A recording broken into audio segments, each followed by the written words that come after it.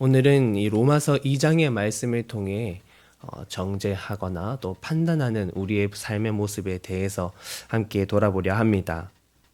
오늘 이 말씀을 잘 이해하려면 당시 사도 바울이 편지하던 로마 교회 곧 이방 교회들에 대한 그들의 삶의 모습에 대한 이해가 필요합니다.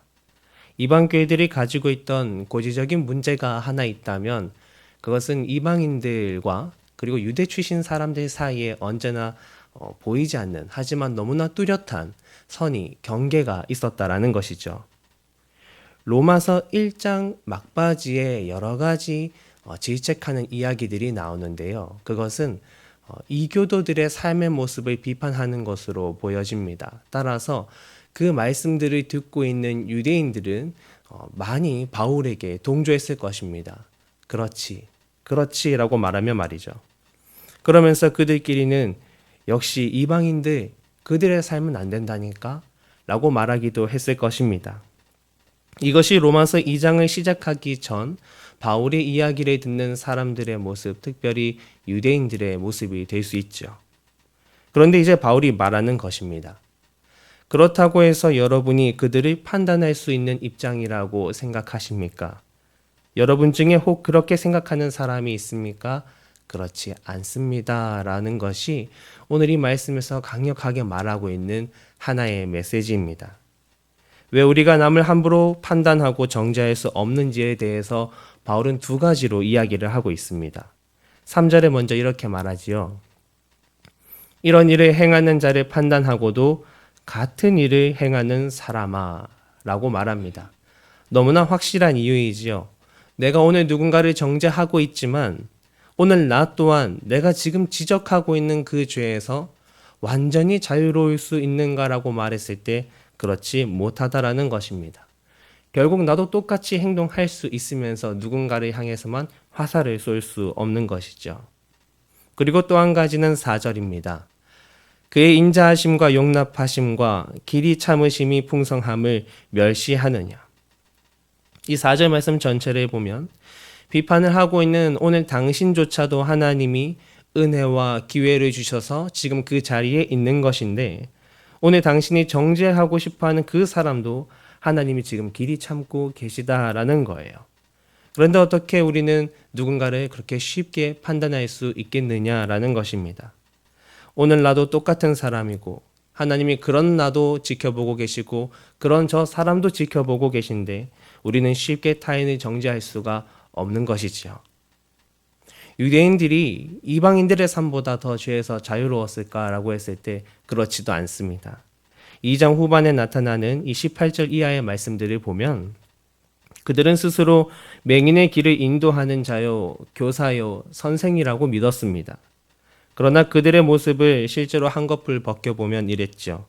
도둑질하지 말라 가르쳐 놓고 자신들이 도둑질을 하고 간음하지 말라 그렇게 말을 해놓고 자신들이 간음하고 우리에게는 율법이 있어 라고 자랑했지만 정작 자신들은 그 율법을 지키지 않았다고 바울은 말합니다.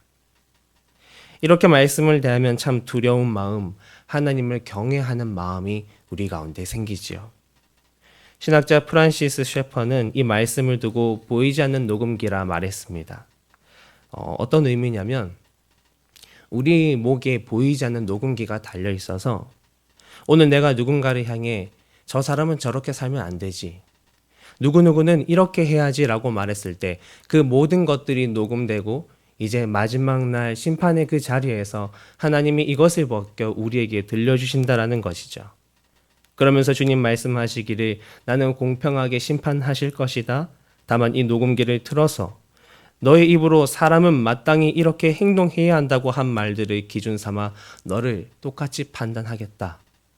이렇게 셰퍼는 이 말씀의 부분을 보이지 않는 녹음기에 비유했습니다. 주님 앞에서 내가 말했던 모든 정죄의 입술들을 그대로 나에게 적용할 때 하나님 저는 심판을 피할 수 있어요 라고 말할 수 있는 사람이 과연 있을까요?